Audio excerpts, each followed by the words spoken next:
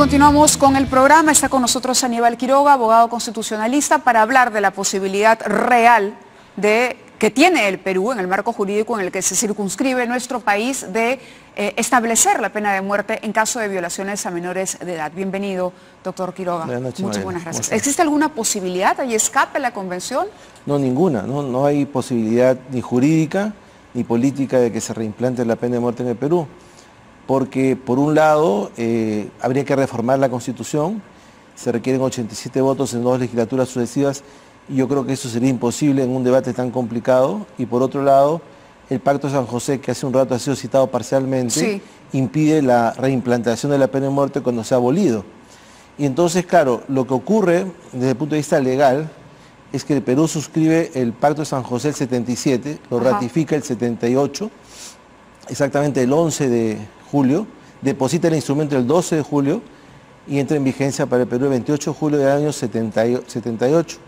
Y entonces, ahí en el artículo 4, que lo tengo acá a la vista, dice que los países solamente aplicarán la pena de muerte cuando la tengan ya prevista al momento que entre en vigencia el tratado y para los casos más graves. Ahora, la congresista Schiffer decía que sí, que cuando nosotros entramos al pacto, sí. Sí, eso dice en primera parte, pero lo que no leo es la segunda parte.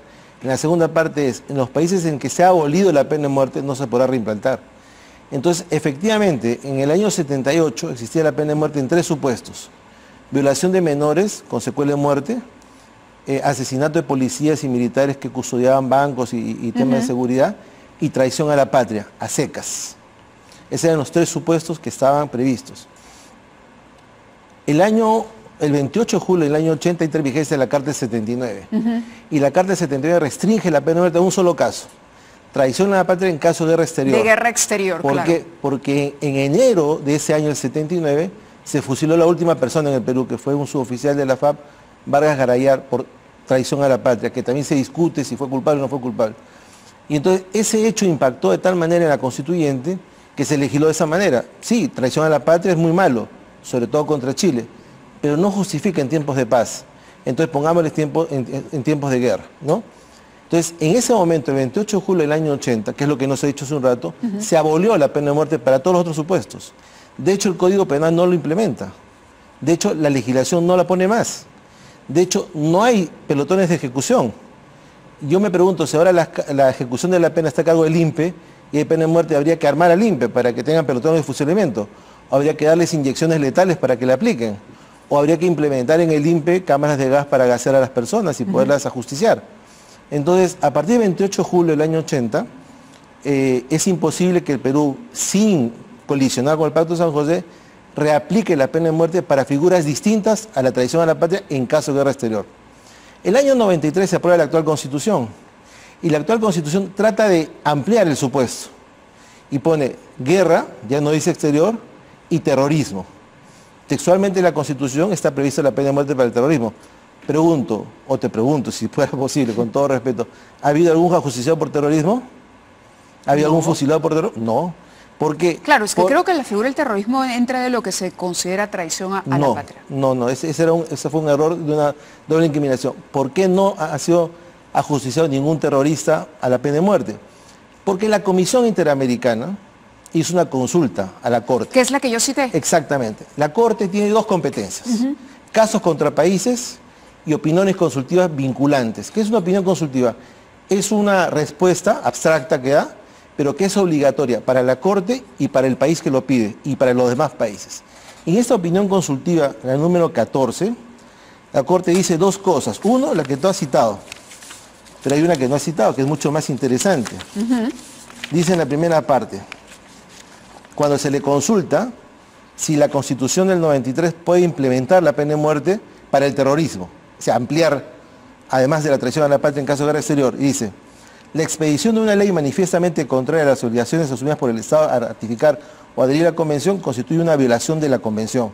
Y en el caso de que esta violación afecte a derechos y libertades protegidos respecto a los individuos determinados, genera responsabilidad del Estado. Eso es lo que ha dicho el defensor del pueblo. Segundo, que el cumplimiento por parte de agentes o funcionarios del Estado de una ley manifiestamente violatoria de la Convención, una ley que amplíe la pena de muerte, genera responsabilidad internacional para tal Estado. En el caso de que el acto de cumplimiento constituya per se un crimen internacional, genera también la responsabilidad internacional de los agentes o funcionarios que ejecutaron el acto. Es decir, la Corte ya ha dicho, en el año 94, que cualquier persona que reimplante la pena de muerte en el Perú y que la aplique es un criminal internacional. Está escrito en blanco y negro. ¿Y cómo trasladamos esa figura a una propuesta en el Parlamento? Entonces no puede haber ni siquiera debate en el Parlamento sobre el tema. ¿Podrías leer el punto 2? Sí, claro. ¿Sí? Punto 2 dice que el cumplimiento por parte de agentes o funcionarios del Estado de una ley manifiestamente violatoria de la Convención genera responsabilidad internacional para tal Estado. ¿Okay? En caso de que el acto de cumplimiento constituya per se un crimen internacional, genera también la responsabilidad internacional de los agentes o funcionarios que ejecutaron el acto. Es decir, no solamente no podemos restablecer la pena de muerte, sino ni siquiera se puede... Los que la aplicaron van a ser considerados por la Corte Interamericana como criminales internacionales y por lo tanto van a ser perseguidos por eso. Claro, entonces esto también ata de manos la posibilidad siquiera de que el proyecto entre al Pleno a discutirse. Así es, porque ese es un tema cíclico.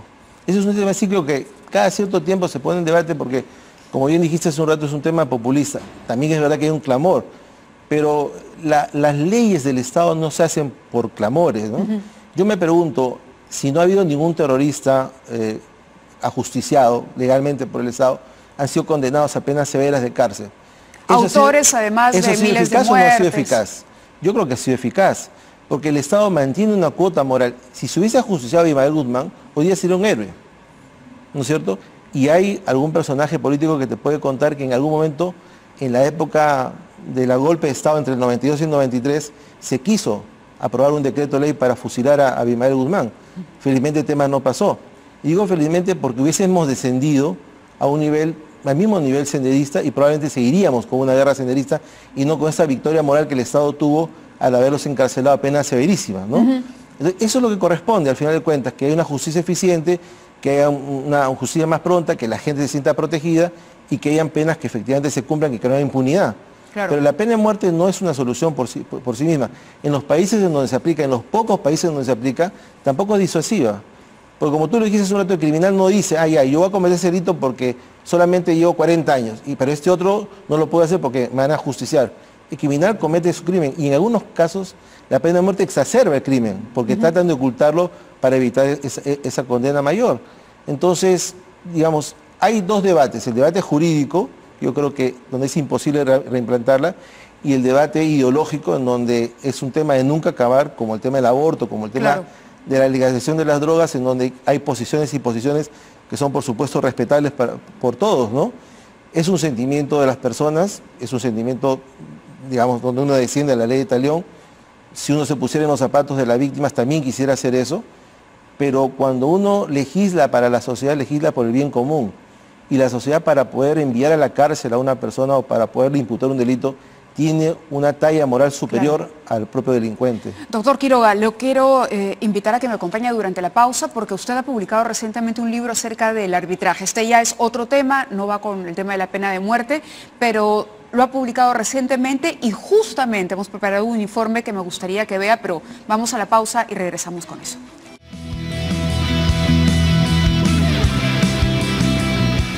Muy bien, está el doctor Aníbal Quiroga con nosotros. Él ha publicado un libro respecto a los arbitrajes, la naturaleza procesal del arbitraje precisamente, y lo hemos invitado primero por el tema de la pena de muerte y segundo porque hace algunas semanas atrás el diario El País reveló que dentro de los titulares de esas cuentas de la banca privada de Andorra donde se habían hecho depósitos ilegales por parte de la constructora Odebrecht, no solamente había funcionarios del Estado que se habían corrompido para la adjudicación de estas obras, sino también árbitros que debieron en su momento, digamos, actuar con objetividad, pero que al parecer no lo hicieron, por lo que se ha señalado. Uno de esos es Horacio Canepa, y esta es la nota que hemos preparado sobre este árbitro, que es uno de una larga lista. Esta historia comienza en los años 90, cuando el abogado huanuqueño Horacio Canepa fue electo diputado por Fredemo. 5 años después, nuevamente en elecciones y ya unido a las filas del PPC, estuvo involucrado en un fraude electoral, recordado como el Huanucazo. La adulteración masiva de actas que favorecía la candidatura de Alberto Fujimori, Víctor Huiguay y por supuesto la del propio Canepa lo llevó a salir del país e ingresar a Estados Unidos el 30 de abril de 1995, donde permaneció cerca de 3 años. El abogado favorito de Odebrecht fue exculpado el 31 de marzo de 1998 por la Sala Penal Transitoria de la Corte Suprema. A su regreso al Perú, nuevamente fue acogido por el PPC. El tema del famoso banco es un tema injusto del Guanacaste, donde yo no tuve nada que ver. Y la prueba que no tuve nada que ver es que yo he regresado a mi propio partido y todo el mundo me recibe con los brazos abiertos. Prueba de ello es que en el 2006 postuló como candidato al Parlamento por Unidad Nacional y fue la propia Lourdes Flores Nano quien le dio su respaldo. A Horacio Canepa se le procesó injustamente. Sería arbitrario e injusto privarlo de su candidatura. Pero esta no fue la única vez que defendió a este corredor de autos y ganador del Rally Interoceánica Perú-Brasil. De hecho, la política patrocinó a Canepa en su lucha contra el Centro de Arbitraje de la Pontificia Universidad Católica del Perú, que lo retiró en 2015 de sus filas. Canepa apeló en una sesión con el Consejo Superior. Si a mí me retiran de un centro arbitral, lo primero que va a pensar la gente, lo han votado porque es un coimero, porque está metido en alguna vaina. Me da cuenta y termina siendo un baldón para mí, para una persona que en mi conducta no es absolutamente nada de malo. Y si hubiera hecho algo de malo, el doctor, que es el director del centro, lo sabe. La respuesta del centro fue la misma, por lo que les envió una carta en enero de 2016, donde se lee: En los próximos días estaré presentando ante la Justicia Constitucional una acción de amparo por la vulneración de mis derechos. Me patrocinarán 2 amigos y además excelentes abogados, formados precisamente por la Universidad Católica, los doctores Alberto Borea y Lourdes Flores. Pese a que apelaron la decisión, la respuesta fue la misma. Estos no serían los únicos amigos de Canepa que lo habrían defendido en su cruzada contra la Católica. En 2016, el congresista Juan Carlos Eguren del PPC patrocinó un proyecto de ley que servía para sacarle la vuelta a la tacha que estaba atravesando Canepa. El pasado 26 de octubre, el fantasma de este proyecto habría retornado con la publicación en el diario El Peruano del proyecto de ley número 1088-2016 CR. El árbitro Alfredo Bullard lo comentó en una columna titulada La Ley Canepa en el diario El Comercio. El proyecto 1088 es virtualmente igual, pero empeorado, de un proyecto presentado el año pasado por el congresista Juan Carlos Eguren, el proyecto 5091 del 2015. Básicamente tiene los mismos límites: impedir que los centros de arbitraje puedan utilizar sus listas de arbitraje para seleccionar o limitar la entrada de árbitros que el centro arbitral no considera idóneo. En ese contexto es que ocurre que por gestión de algunos de estos árbitros, en particular por la gestión de Horacio Canepa, empuja este proyecto. Esto lo ha reconocido el congresista Eguren, es decir, el origen del proyecto. Empuja este proyecto a fin de abrir las puertas de lo que los centros arbitrales estaban limitando para proteger la calidad de los arbitrajes que tenían a su cargo.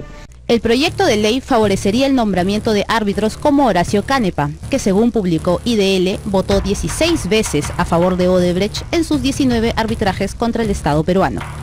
No olvidemos que Canepa fue citado el 19 de mayo por la comisión Lavajato que preside Rosa Bartra, junto a otros 4 árbitros.